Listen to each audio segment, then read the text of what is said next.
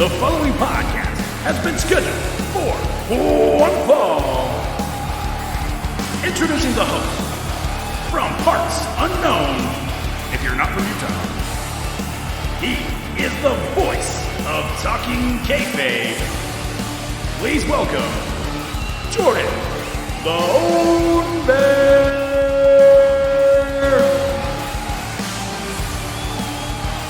Introducing his guest podcast partner from Spinebuster Sports, representing the Feast Podcast.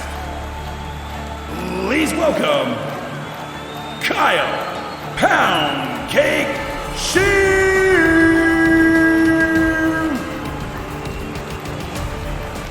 Oh, ladies and gentlemen, welcome. I love that drop. I love that drop every time. Please welcome, guys, to episode number 2, and I thought I'd kick it off with a good friend that I've made in the podcasting world. Kyle, you are from the Feast Podcast. We talked a lot about doing this podcast and doing stuff like that. Talking Kayfabe was a pro wrestling podcast that you and I talked about possibly doing, but so I thought I'd reach out to you, and I figured what better way to do and to start off a friendship, hopefully a lifetime beautiful friendship. I know words are hard. And I figure, why don't we sit down and do a watch-along? But before we get into that, man, how are you? I'm great, man. I really appreciate you having me on. It was fun, messaging back and forth about our love for pro wrestling. And we've talked a lot about the podcast and stuff. I've been doing the Feast with a couple buddies of mine for just over a year now, talking Michigan sports, and it's a great time. It's one of my favorite nights of the week, is just talking down and BSing with the buddies and then sending it out there for everyone to listen to. Yeah, congratulations. I was just listening to that recent episode you guys just did. 1 year, man. How's it feel? Surreal, because it seems like it went by really quickly, but it's amazing the difference just being more comfortable in front of the microphone has made, and like the learning, because we started it out with no music and just us talking and then just kind of flowing through and getting it done little by little and improving every week, and it's been nice. Awesome. That was my whole thing. I literally started with a microphone and my laptop. And I was a big true crime guy back in the day, and I remember one of my favorite podcasters, Kevin Smith. He's basically like, if you got a microphone, hit record, bro. Anybody can podcast. And so I was like, well, I can podcast. I'd love to podcast. Yeah, I can do it. And I started off with the true crime podcast. That was over 2.5 years ago now. So I've been podcasting for about 2.5 years. I just recently got some time to do all of this. And this was a passion project of mine. You and I were talking about how the Feast started off just like the Feast. This podcast started off as just me and my best friend just bullshitting about wrestling.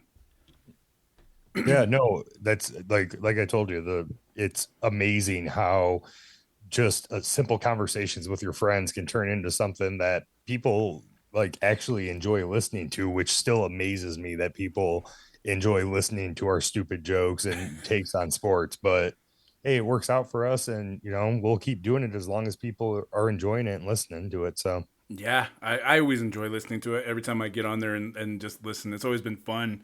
Now you host we were talking about this. You're the behind the scenes guy, but you add to the show. Yeah. How does and so your hosts are Socks? Yeah, Socks is a good buddy of mine. We've been friends for over 10 years. We worked in the restaurant business together, and our other buddy Burns also joins us most of the time. And he's another guy we met working in the restaurant business together, and then playing video games, hanging out. And us three, and then another buddy of ours, Joe, have all become pretty close over the years, being roommates back and forth. And, you sit around talking sports, and that's your love. Like we have fantasy football coming up, and we all do that stuff together. And, it just kind of organically grows and jump on it and do the thing. And yeah, Burns and Socks are the knowledge guys. They talk all the sports. I do a lot of the behind the scenes stuff, doing the music, any kind of editing or whatnot, and merchandise, website, Facebook, social media stuff. But yeah, it keeps my time full for sure. You're hired for me. Man, I'm to use a wrestling term here, man. I'm a one man band over here. I Right. do all of my stuff. I do all my editing, which it sucks being a professional, or I guess an editor. I'm such a perfectionist that any little I'm constantly I can edit for days, and it still doesn't sound perfect to me when it's done. But I feel you for that. Yeah. No, that's it. You always be your own worst critic. That's for sure. Tell me about it. Yeah. So I lost my place. That's exciting though that you guys have been doing this for this long. It's not, I know you guys do them. Do you guys do them in seasons, or how did that? How that? We just kind of, went along and I just broke it up, was like, okay, after we do 1 year, we'll do season two. And we were just dorks about that kind of, or like weird about the random stuff, like, our cliffhangers for season one, and all questions will be answered this Tuesday on season two of the feast. But, it's just being little dorks about things and, just trying to create stuff that like I create stuff that I think's funny. Yeah. And if I enjoy it, I'm hoping other people will enjoy it. And that's what it's all about for me. So No, I love it. I love that you guys are like giving everybody that whole like come back for more. You guys got to come back for more. And it kind of fits though. Like you guys have, like sports, they have seasons. You guys break them up into, NBA, NFL. Everybody has seasons and stuff like that. So I think it fits. I personally, that's just my way of looking at it. I don't take breaks for some reason. I'm constantly going everywhere, everything I do, and juggling everything. So yeah, no, I feel you on that. That's a 100% me as well. So so I've got to ask. We talked about my first guest was, like I said, it was my best friend. We talked about our love of wrestling. I have to ask you before we get into the topic of the day, how did you get into wrestling? Where did you fall in love with it at? this is going to be extremely specific because I very Ooh. much remember this. It was January of 96. I had some sort of Boy Scout thing going on that winter. I wasn't feeling well that day and I stayed home by myself, and my mother and brother went to the uh, Boy Scout thing. And I stumbled upon WWF Mania on Saturday mornings on USA, and they told the story of Shawn Michaels from coming back from the injury when Owen Hart kicked him in the head, and they did the kayfabe concussion. The assault in Syracuse where he dropped the Intercontinental title and he was making his comeback in the Royal Rumble, Oh and yeah. instantly fell in love with it. WrestleMania 12 was the first pay-per-view I ever bought and watched. And it's funny, my mom always said she thought I'd grow out of it. And it's, almost 30 years later, almost 30 years later, and I'm still love it every minute of it. It wasn't a phase, Mom. Look Yeah, what's right. happening. I love that. It seems like everybody, my best friend was the same way. He was like, oh, I fell in love with it because I was scrolling through on Saturday and I found wrestling. It's so crazy because my grandpa was the one that loved wrestling. He actually loved it so much when they lived in Texas that he actually got to see the Funks wrestle live. And he said Oh, that they would always nice. go there. They would always go watch all these matches. He remembers the story of one of the Funks. He doesn't remember who it was, but that they got so bloody and beaten that he remembers them walking out of the arena, and like he said they came outside and they seen him passed out on the steps of the arena Oh, because he had wow. lost so much blood. And so, but he used to watch WCW, Okay. and that's where I started. I started off watching guys like Goldberg, Hollywood Hulk Hogan, the Bret Hart. I thought all of these guys were WCW. It wasn't until the buyout in 2000, what was it, 2001, Hmm. that I integrated into the WWF, later on E.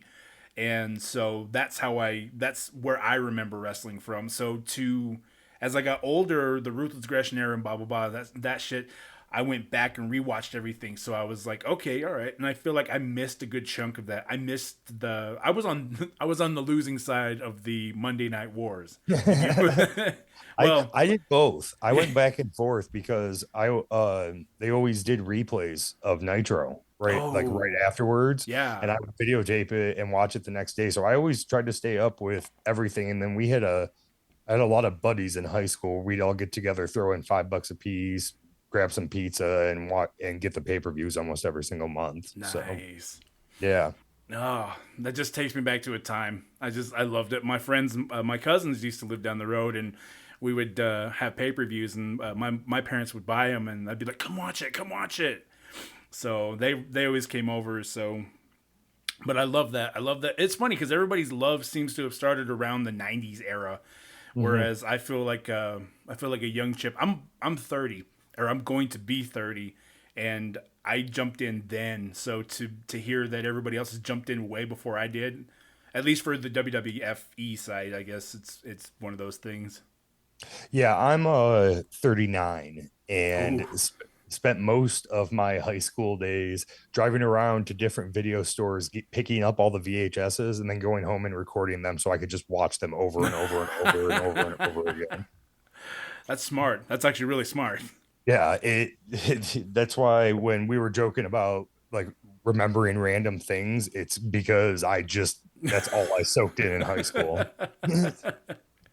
I love it. I love it. Yeah, but we have a segment in here that I plan to move forward. It's like I said, it's a callback to my best friend because I'm the same way. I come up with random wrestling facts, or I'm like, "Yo, you remember when this happened? You remember when that happened?" And he's like, "Nobody remembers that."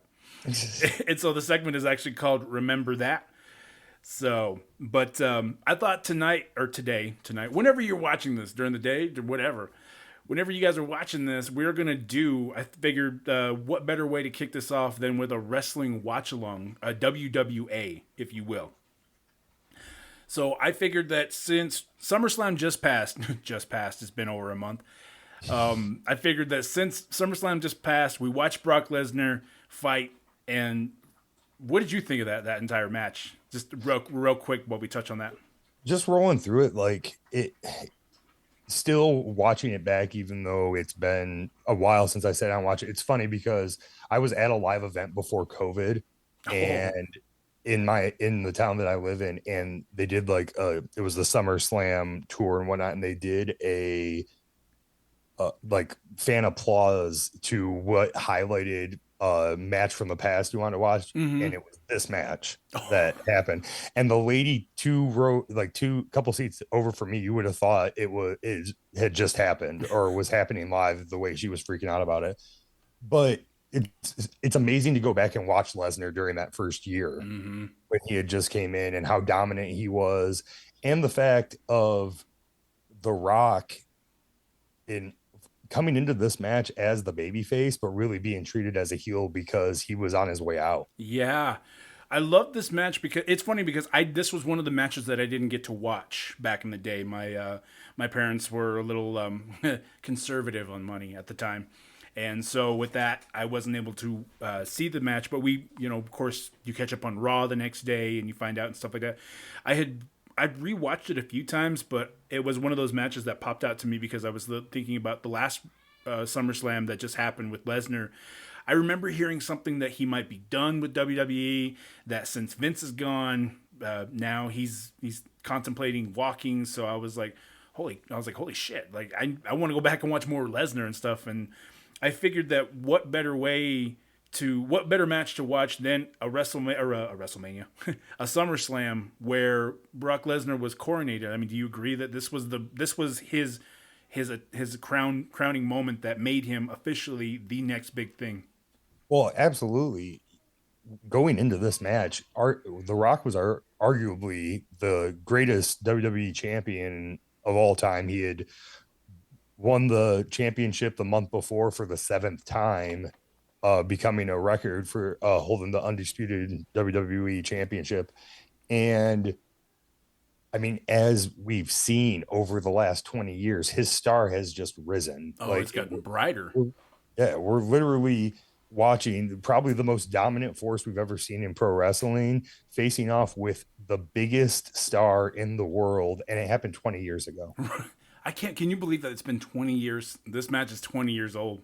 I like scrolling back through Peacock to find it. I was just like, it just memories scrolling through everything. I'm like, wow, we're we're we're getting old. I know. I know. I rewatched it and I was like, holy shit! It's funny because it popped up as a YouTube video, and I was like, I haven't sat and watched this for a long time, and I was like, holy shit! Like I need to do a watch along with this because, like you said, as a wrestling fan, The Rock at that time he had gone off. He had made the Scorpion King. He was doing movies and stuff like that. And then he comes back, and they're booing him. This wasn't Hollywood Rock at the time. Hollywood Rock happens after this. Yes. But remembering that The Rock was probably one of the most beloved baby faces at the time outside of Austin, it was one of those like confusing moments because I remember watching it and like, man, is it crazy to think that this was a match where they went in and switched? Rock has had more matches where he goes into it babyface and comes out heel. How the fuck does that happen? Right. Well, and I mean, a lot of it's just crowd. The crowd controls everything. Like you know Yeah. that as well as me. And so one of the problems they came through with COVID was not having that crowd there because that's the intangible that really decides who makes it and who doesn't. And that WrestleMania match with Hogan, when they went into Toronto thinking that Hogan would be a bad guy, and they walked out to that ring, and Hogan was by far the face in that match, and they pulled the switch right in the middle of it, and it was perfect. This one, they tried everything they could to try to give Rock all the face love in the world, and it didn't work. Like they wanted Lesnar to go over. That crowd wanted Lesnar to go over so badly. Because as we've seen, I mean, it was the right choice. We by far, but right choice. The people were like, we want Lesnar, and so I don't know. I think the people chose right because Brock would go on for the next 2 years after. It's funny to think that Lesnar's run only lasted 2-3 years. Yeah, such a small amount of time. But then you think about all the things he did after that. Oh When yeah, he walked on to the Minnesota Vikings and was the last guy to be cut before the regular season started. Like he almost made the team just because of how much of a freak athlete he is.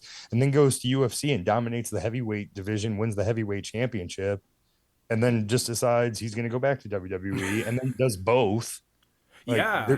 we may never see another freak athlete the way that Brock Lesnar has dominated in every facet of everything that he's ever done. Agreed.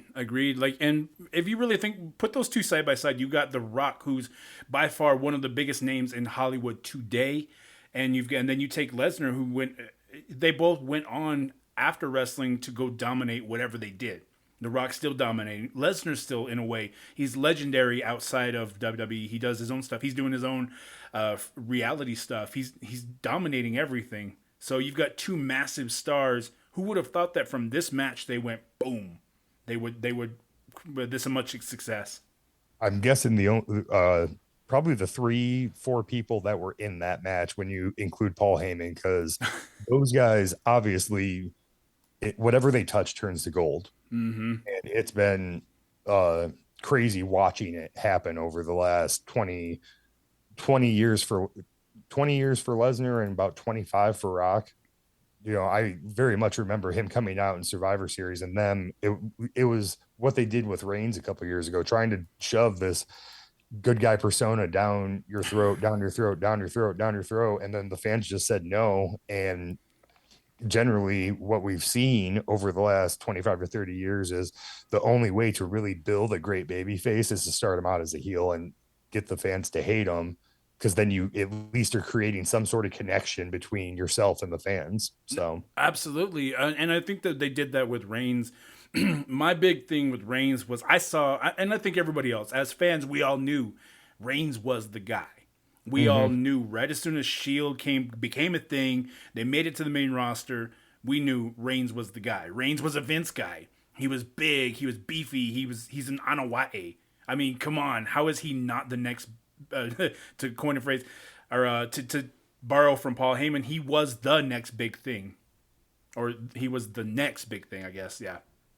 yeah, no, from the minute that the Shield showed up, everybody knew Reigns was going to be the guy. And putting him with Rollins in the tag team for so long was such a great move because Rollins in ring work had already been proven so well in Ring of Honor that they knew he could kind of carry Roman along while he was getting his feet wet. And then he Mm-hmm. had that huge coming out party in the Royal Rumble where he broke the elimination record and was one of the last four guys. And it just kind of from there. And I'm like, one of the things I'm still very upset about that I wish we could go back in time and change is that we didn't get that WrestleMania main event where it was the Shield triple threat match that should have happened. No, I get that.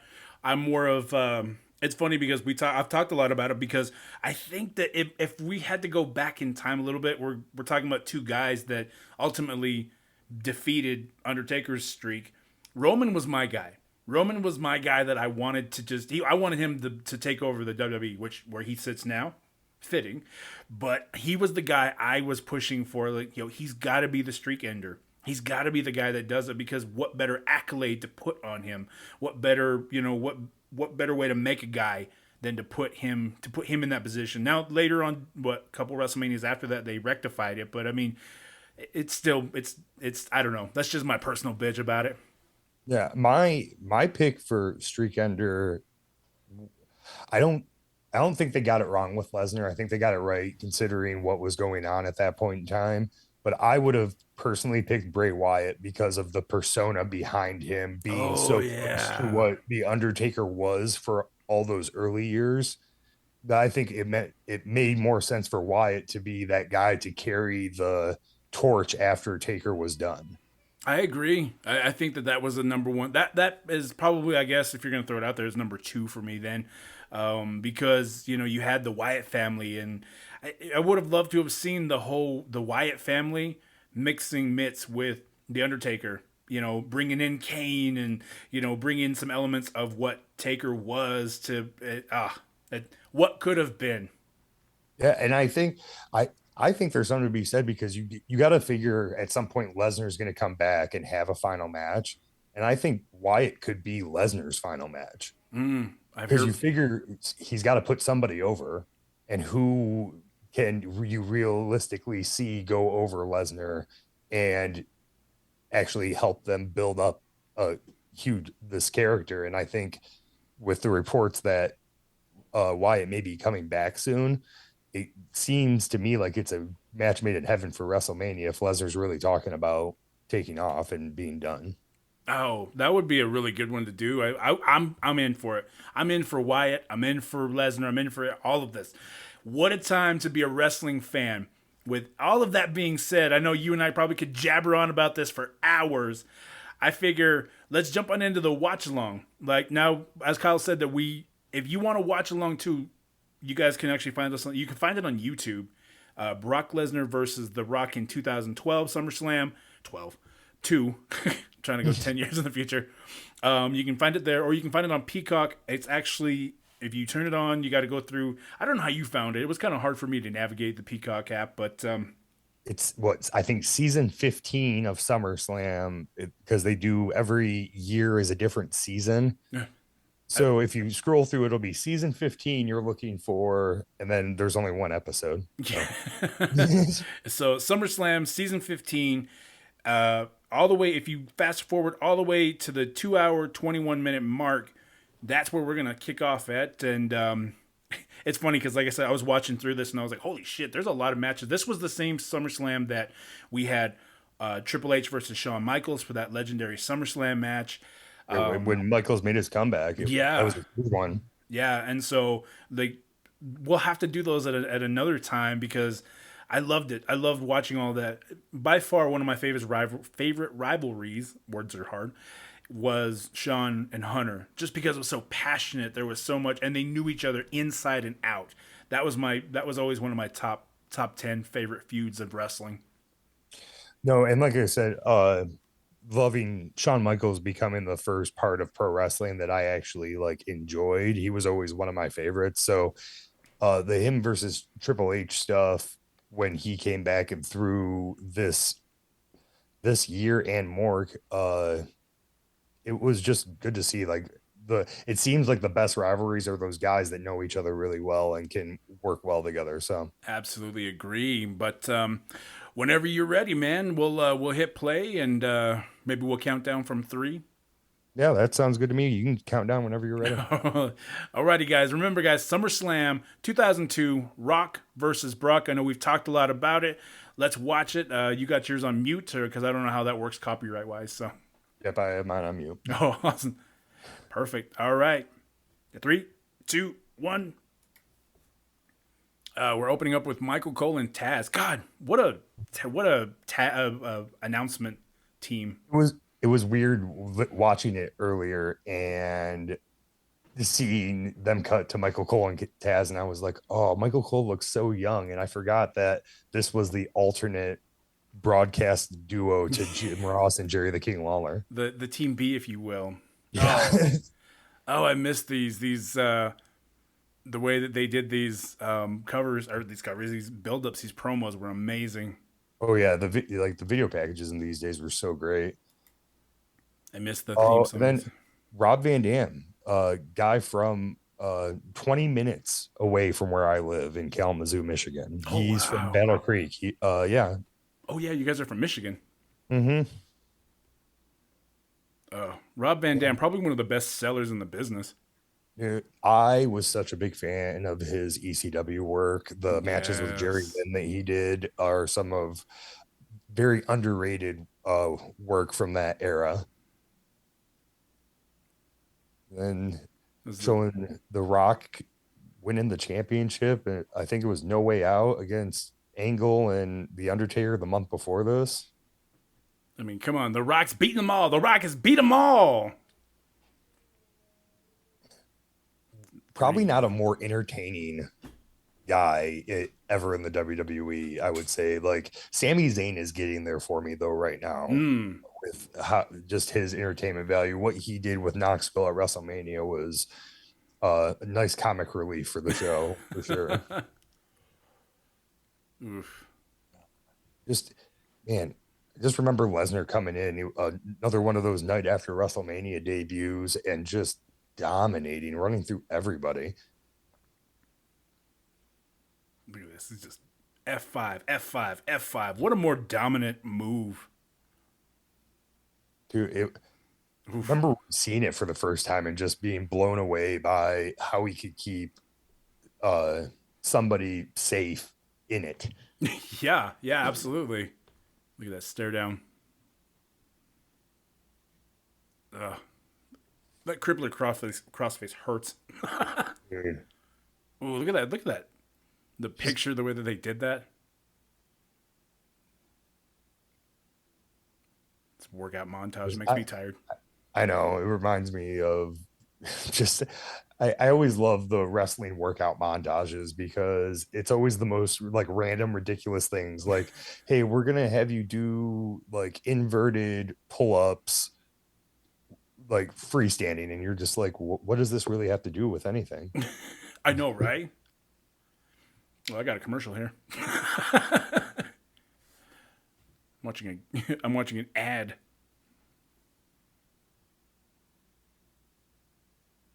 Let me know when you're done because I hit pause. Okay. I got about 30 seconds left on this. Yeah, no, this whole time period was just amazing. The spectacle and the awe, the entertainment. Well, and it was new for everybody. It was something that we weren't used to since, as we were talking about, WCW got bought out the year before, and the WWE was basically competing against themselves at this point. Absolutely, which I miss. I really miss a lot of that. I miss that day of brand versus brand. That was right. That was one of my favorites. Okay, we're back on. Cutting to live here in SummerSlam. God, look at Lesnar. He's so lean. I mean, he still is lean, but he just looks amazing. He looks almost exactly the same, except for a little bit of age in his face. But the guy is just a freak. Tell you a guy that didn't age very well. Look at Heyman. Oh, dude, Heyman. Yo, that suit is draped on him. what he wears now looks like he has to. I love you, Paul. I'm not going to do that to you. Okay. Oh, and that long, long hair of his just flowing. Yes. Oh man, my favorite championship belt design right there. Really? Again. I came in at if it's not that That's one, it's big gold for me. that's right. I'm a winged eagle or the like old school intercontinental championship belt Everybody design. loves those belts. I seem to be the odd one out. Oh, but The Rock is cooking. Dude, and they don't waste any time getting down. Look at this. Taunting, jumping back and forth. Oh, he laid the belt. Oh my God, he's running in. I think I'm a little behind you there. Yep, I'm trying to catch up. No, Let me know when he hits the belly to belly. right there, belly belly. God, one hell of a belly to belly. Betty Betty. Yeah. Oh, first cover. Yeah, real quick, they're trying to get man, and this crowd's just so hot for this entire match too. It really, I think, elevates the match as a whole with just how much involved the crowd is in it. Oh man, those knee busters. They just look like it hurt. Second cover attempt and a kick at it too. Oh man, I always love the Rock selling too, crawling to the corner looking like he was gonna die. I think everybody kind of discounts The Rock and forgets that when you talk about the top sellers in the business, I think The Rock kind of gets lost in translation because he's a comedic. He's comedic by far, but I mean, still, he can make it look like $1,000,000, man. Oh, look at that! And Paul Heyman interfering in the match. Well, and he could always hold the crowd in the palm of his hand because you think about a move like the people's elbow, and the everybody just goes wild for it. Oh, nice clothesline right into the Right. crowd. Replay of Heyman as he runs away. That that scoundrel. No, The Rock's about to do something. Let's see. Oh, and he grabs the mid chest, stalking him right back over the barrier. Lesnar just taking it to him to start out this match. Oof, what a kick. Back in the ring we go. I love how nobody pays attention to the referee when he's like, yo, I'm going to disqualify you. Yeah, right. Like, what's the point in counting to five? Another belly to belly. Beautiful belly to belly, especially with how large The Rock is. He was weighing close, 270 at this time. That's muscle. The guy's lean, but that's muscle.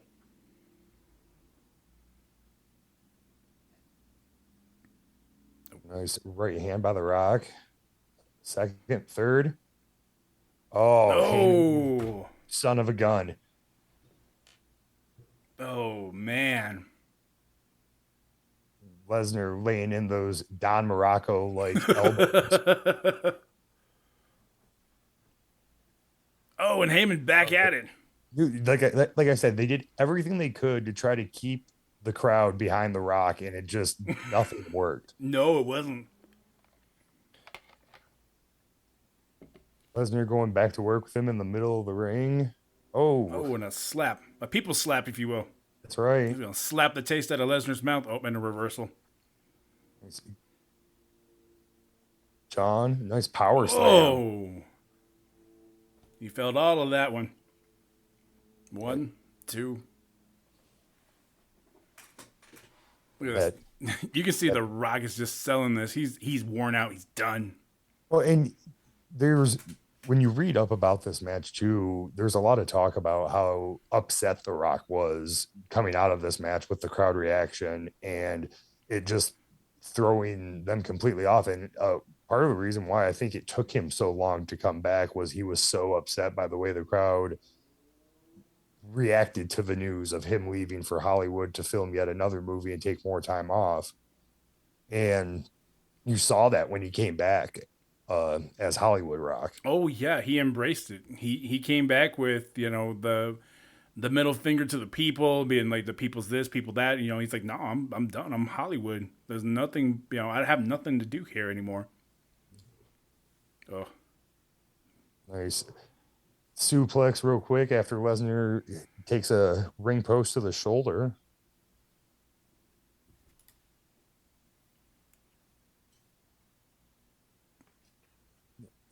Nice, yeah, the count because they're gonna end the main event match. And ooh, oh, double okay, kick up. all right, double kip up, as JR would say, business just picked up, folks. There's a slapperknocker here.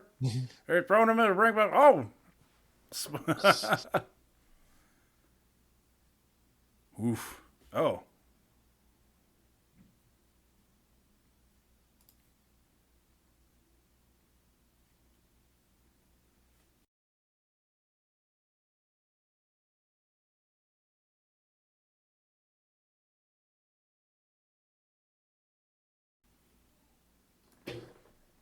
Oh, Rock going for the sharpshooter. He always had an amazing sharpshooter. Oh, Heyman up there with the distraction. Oh, nice punch. Nice leg whip. Uh, kind of, I guess. And there goes again. Second attempt. I'm not the biggest fan of The Rock, the arm over both legs. I was always a fan of like the Bret Hart, Owen Hart, like cinched it in with the one ankle, one arm Oh, over the yeah. ankle way. Yeah, this And The Rock, it was one of The Rock's go-to submissions for a long time, the rest hold, if you will. yeah. Sort of a one-legged Boston Crab adaptation, but it's his one leg, not theirs. Trying to contain Lesnar's tree trunks for legs. Referee asking Lesnar if he's going to give up. Yeah. Just sitting there doing push-ups in the middle of the ring, rising the sharpshooter, like,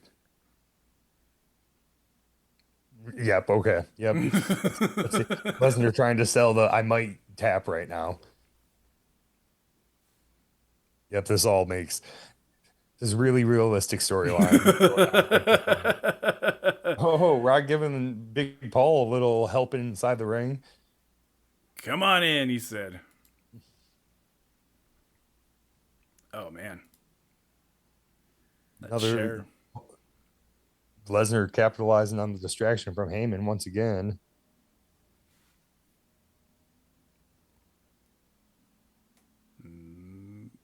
What is Heyman doing in the corner?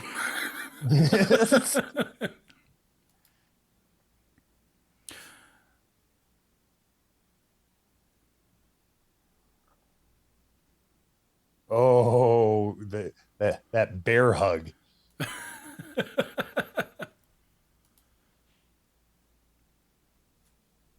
don't think anyone submitted from a bear hug since like 1983.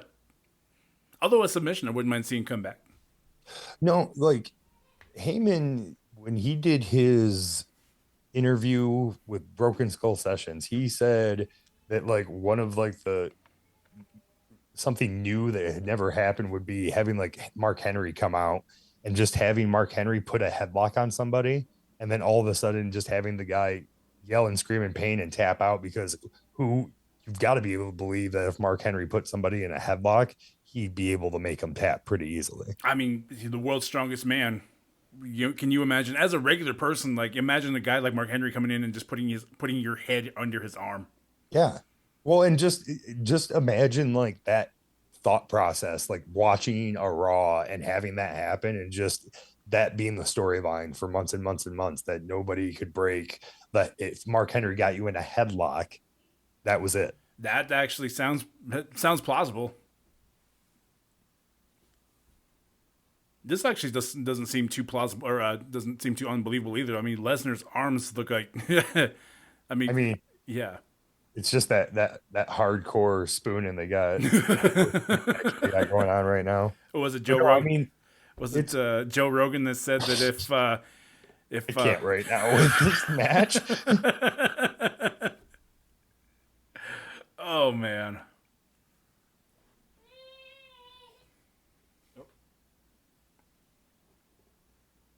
Is he fading? 2. Oh, there we go. Just like it's just so puzzling.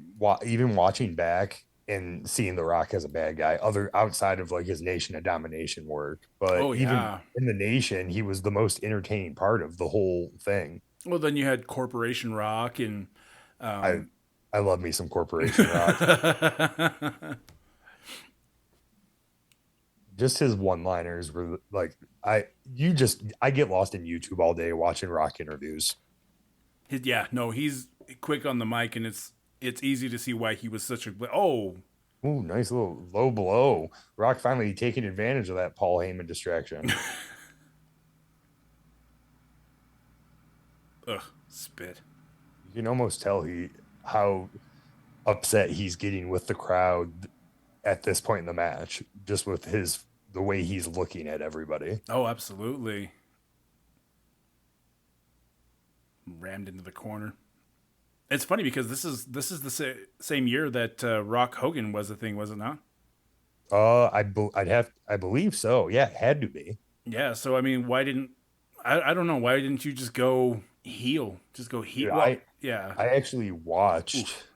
that match recently and the interview with those two on the Raw after, just because I forgot how electric like that whole situation was going into WrestleMania and how everything got turned on its head.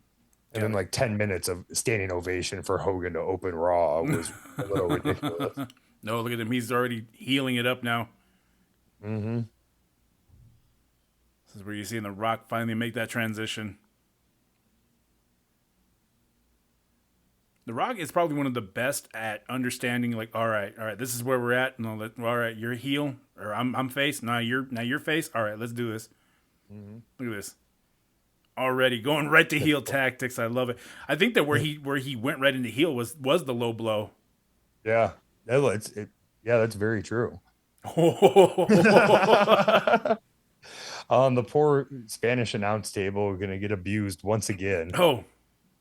Oh, for 752, the Spanish announce table against Oh,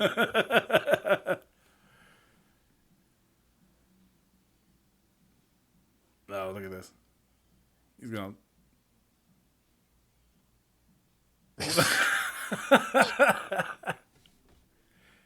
For me, it was the misdirection midair that he had to do. Yes. Blocking it.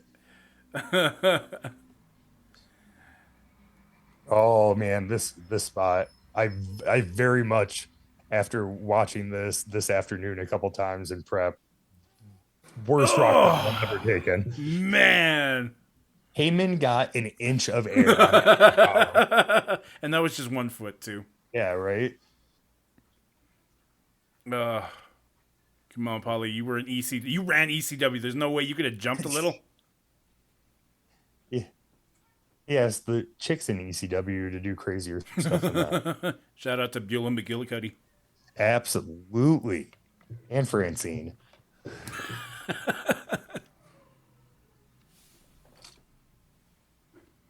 Oof. Nice getting back, taking the action back to the ring. Until The Rock is Rock fed. really selling this heel stuff right now too. Oh, absolutely. Doing an amazing job. Look at this. Looking at the people, mocking the people. Setting up for the rock bottom.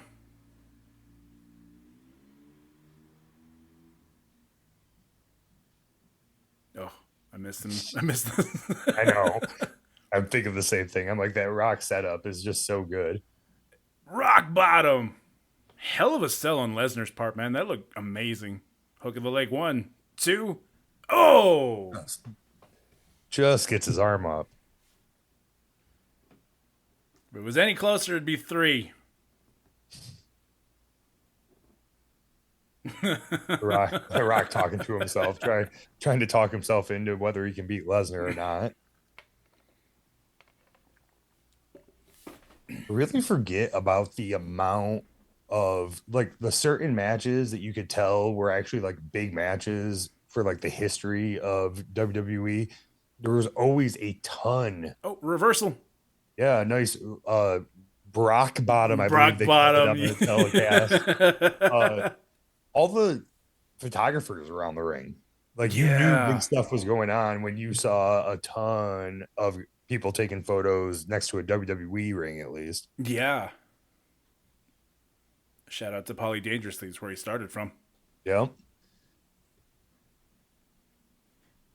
Now I forget. Are there any photographers around the rings anymore? I think in certain aspects there probably would be, like if The Rock came back again. Mm. Like that's why I think that you see a ton right now is because it's him leaving for Hollywood. But it could be something we start seeing more of, with Triple H in charge. I could very much see those types of things changing in WWE. There's always already talk about belt designs changing again. Oh, thank God. And a Oh, spine buster. Shout out to yeah, Spinebuster Sports. that's right. Invented by Mr. Arn Anderson. The Yeah, I whole was gonna ask, is that Arn Anderson? yes. Unofficially, no. Unofficially, yeah, sorry. It's And the modeled most after. electrifying move in Ooh. reversed. Stop. Most electrifying move couldn't stand up to the next big thing. Setting up for it. What could it be? What could it be, Kyle? Is it F? Oh, reversal Oh. by the Rock. Punch, punch, punch. Rock Oh. bottom reverse. Man, the crowd is going insane. Rock bottom into Reverse. another F5 setup. Will he hit it? Boom. Wow. Hook the leg, kid. 1, 2. It's And that's over. it. And to the moon, Lesnar went from this point on. At the Oh, time, the youngest WWE champion of all time. I yes. believe it's been broken at least once by, I think, Randy Orton. I The think it was, year. if we're going off of superstars in general, I think it was Sasha Banks that broke it. Okay. She just recently broke it, not too long ago. I'm paraphrasing. Correct me in the comments if you know. But as far as I know, after this was Randy Orton 2 years Yep. later. Yep. Orton. I remember that one for sure. And I know the youngest champion at one point, like of all the championships, was Rene Dupree from Les Resistance when they won the WWE Tag Team Championships. He was 19 years old. And Whoa. actually, I'm actually lying because it was Nicholas at WrestleMania with Braun Oh, Strowman. I'm that's right. actually, yeah, That's right. I just saw a meme about that the other day. I love it. I love it. So, The youngest champion. Let's see. Yeah, I don't know. I was trying to look it up. Well, hell yeah, guys. Well, that was one hell of a match. Like you said, we talked about where The Rock, I think The Rock was filming The Rundown at the same time. Next big blockbuster for The Rock was that, in my opinion. But he goes on to become Hollywood Rock. Brock goes on to dominate WWE for 3 years after this and has one hell of a career. yeah, they both dominated anything they did after this and still do to this day. Uh, I've always wanted to see, and it was funny because what do you think about the whole concept and idea of Rock Brock 2? Um, I don't think, in my personal opinion, my wrestling head with the way everything is, if we're going right now, I don't think it makes any sense. Yeah, I Because don't I'm know. guessing because I'm guessing The Rock has one match left in him. And if The Rock Mm. has one more match left in him, he's putting over Reigns at WrestleMania. It's the only thing. I think so too. I think that The Rock has that. God, speaking of one more match in them, real quick, I want to go on that. What did you think about the Austin WrestleMania match? It was nice for the fans. Was what it was. Thing is I'm a huge Kevin Owens fan. Uh, we he's so Kevin Steen. I'm Kyle Shearer. We have the same initials. If I grew a full beard, we have a remarkable resemblance to each other in not only our facial structure but our body structure. And like literally, I've always said to my friends, I was a huge fan of his work in Ring of Honor, and it like he is pro wrestling Kyle. The only other person that comes close, Ricardo Rodriguez, looks just like me. So we call me and my friends always referred to him as Spanish Kyle. Spanish Kyle. Yeah. I love my some Kevin Owens. I love again. I share the same passion, but my body shape is very Kevin Owens esque. So Exactly. if I could be any wrestler, it would have been Kevin Owens. But of course, he's a a million miles away from where I'm at in my life and career. But good on you. Well, I think that was fun. I had a hell of a time. What about you, man? No, it was great. I always tell people I can disappear into talking pro wrestling for hours and hours and hours. So, uh, no, I enjoyed watching it. I enjoyed talking to you and, getting to talk our pro wrestling stuff a little bit, getting to know each other a little bit better, and I, if you can call me and ask me anytime, man, I'll come back. I enjoyed Absolutely. myself. So It's funny because there's one match that my best friend was talking about. He actually was the one that made me watch it. He told me, he was like, "You're no longer my friend if you don't watch this match." And I was like, "Okay, what match is it?" He goes, Randy Savage versus Ric Flair, WrestleMania. hey, And he's like, Indianapolis, Indiana, and the Hoosier Dome. yeah. He's like, if he goes, "Have you seen it?" And I was like, "No, of course, it wasn't a thing." As far as I knew, Macho Man started and ended his career in WCW, so that Oh, was. Jordan, I have a list. I'm gonna. Ooh, There's so many matches I'm gonna need you to go back and watch. absolutely. Macho Man, Steamboat, WrestleMania 3. If you've never seen it, you need to watch that match. It's like early on WWE, probably one of the greatest matches that ever happened. Hmm. And I mean, you saw if you were watching WCW, the DDP Macho Man series in WCW in '97. I want to say Spring Stampede, Great American Bash. Oof. Those were great matches too. I love it. I love it. Send me those. Send me those list of matches, and as well to you guys out there. If you guys got a match you guys want us to watch along to, you guys want to hear us jabber about, while we'll go up through and do a talk along, and you can play it. You can listen to our dulcet tones, our beautiful tones, as we help you navigate this wonderful world of wrestling. Especially now with wrestling being what it is, wrestling is at its most exciting as it's ever been in years, and I love it. And I hope, and I'm assuming you love what's going on now. Oh, I spent last night getting caught up on some AEW stuff. I've been catching Raw every Monday. I'm even trying to get back into NXT again. Like, it is an exciting time. Probably more. The Monday Night Wars was probably the last time I was this excited about pro wrestling, just Mm. because things are going to start happening and it's going to be fun watching guys go back and forth. And like, I'm pretty sure some of these AEW guys that went from WWE to AEW are going to end up back in WWE now. So it'll be interesting what the future holds. I would assume so. I had a theory before we go. I had real quick. I had a theory back in way before this all happened that Vince and Tony Khan had some kind of agreement. We all know Vince is the WWE is the world. Nothing exists outside of it. It is WWE. But you had a lot of fluctuation of guys going back and forth, or if not going back and forth, but leaving WWE to AEW at that time. You had ex WWE guys going. And I was like, there's no way Vince is letting go of these guys. Keith Lee, you lost Keith Lee. You lost Aleister Black, Buddy Murphy. You lost all of these amazing talents. Like, how in the hell do you lose that? CM Punk, I understood. Dean Ambrose, I understood. Or John Moxley. I understood those guys. They had their issues and stuff like that. But, I mean, how do you let go of these guys? And I started having this theory about, like, what if it's a secret agreement between the two? Because what if you do have, like we saw, I called the Cody return way before it even happened, because I figured that if you were going to bring in anybody from AEW, who bigger than Cody Rhodes? Who bigger than possibly God,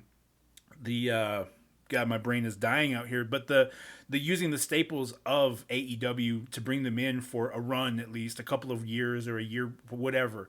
That would be an amazing thing to see. And we got Cody. So I don't know. It was a theory I had then.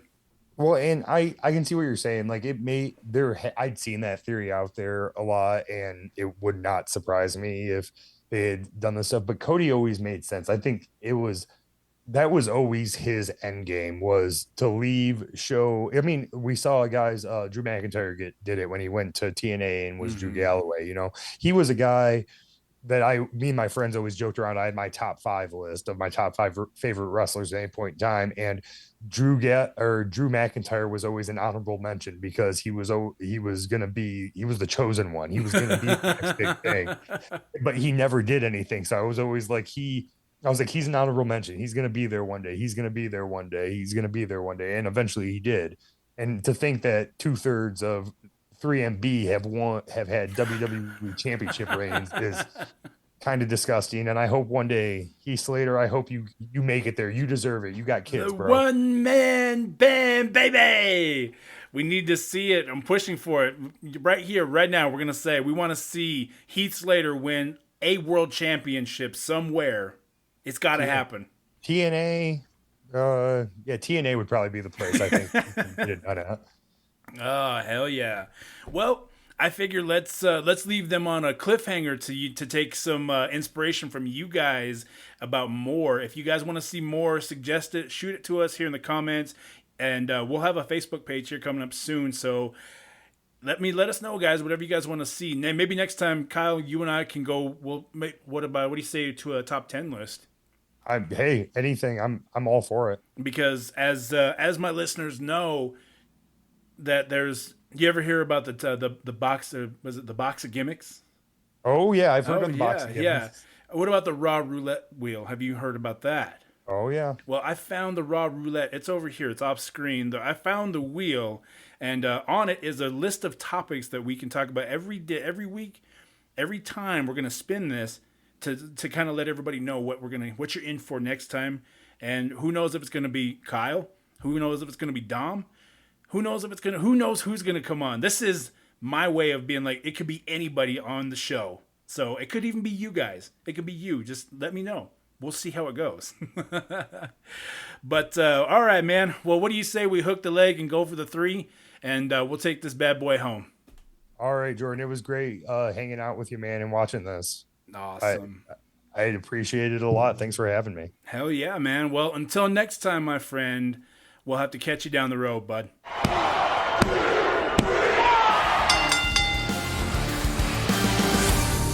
Talking Kayfabe is a Lone Bear production, with all music provided by Pond 5 Media.